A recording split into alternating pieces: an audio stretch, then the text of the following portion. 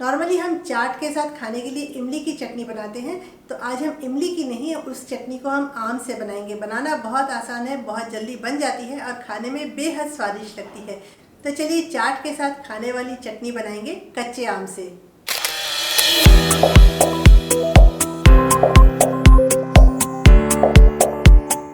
ये यहाँ आधा किलो कच्चा आम लिया है। इसे अच्छे से धो लिया है, धोकर पोंछकर सुखा लिया है।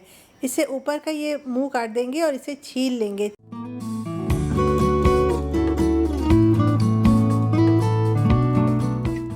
छीलने के बाद इसे हमें सिर्फ रफली चॉप करना है।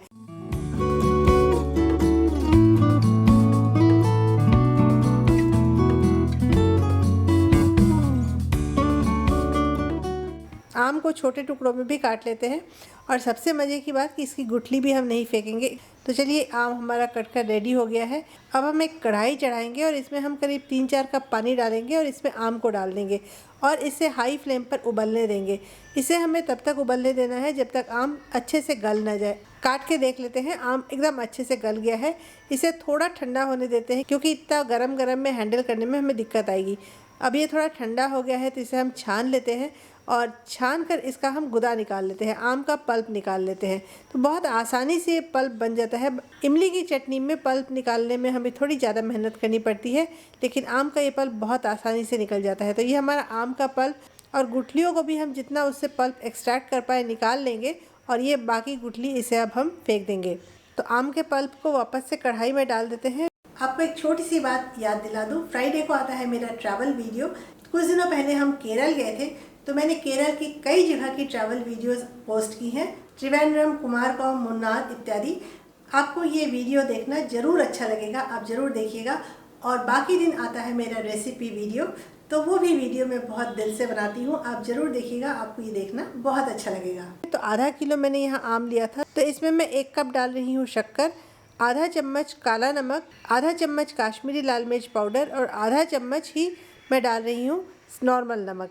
इसे थोड़ा अच्छे से मिला लेते हैं और इसे हम अब गैस पर चढ़ा देंगे थोड़ा पकने के लिए।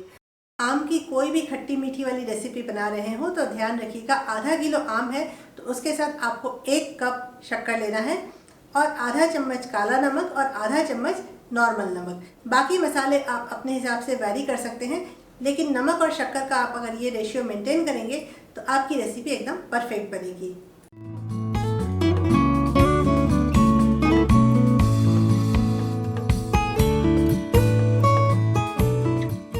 एकदम 5 से 6 मिनट में ये पक जाती है। थोड़ा आप इसे बीच बीच में चलाते रहें और इसमें हम आधा चम्मच जीरा पाउडर भी डालेंगे और जीरा पाउडर डालकर इसे हम अच्छे से मिला लेते हैं और उंगलियों के बीच में आप इसे रखकर देखें, आपको एक तार की सी चाशनी मिलनी चाहिए। जैसे ही आपको एक तार की चाशनी मिले आप गैस का फ्लेम बंद कर दीजिए। रेसिपी अगर आपको पसंद आई हो तो रेसिपी को लाइक और चैनल को सब्सक्राइब करना बिल्कुल मत भूलिएगा। रेसिपी पसंद आई हो तो अपने फ्रेंड्स, फैमिली सभी के साथ शेयर भी ज़रूर कीजिएगा। और इसे अब अपने आप थोड़ा ठंडा होने देते हैं। ठंडा हो जाएगा तो इसे हम धूप में रखी हुई बॉटल में भरकर रख देंगे। इसे हम फ्रिज में आराम से साल भर तक स्टोर कर सकते हैं, ये बिल्कुल भी ख़राब नहीं होती है। और फ्रिज ना हो तो बाहर भी आप इसे थोड़े दिन तक रख सकते हैं, लेकिन बाहर में बहुत लंबे समय तक ये नहीं रहेगा। एक्चुअली जिनके घर में भी आम के पेड़ होते हैं, जैसे मेरे घर में भी है, तो थोड़ा भी आंधी तूफान होने से आम पेड़ से झड़ जाते हैं और उन आमों से हम अचार नहीं बना सकते। तो उन आमों से हम इस तरह की चटनी वगैरह बना के रख लेते हैं जो हमें साल भर तक काम में आती है। इस चटनी को आप किसी भी तरह के चाट, पकोड़े इनके साथ खा सकते हैं।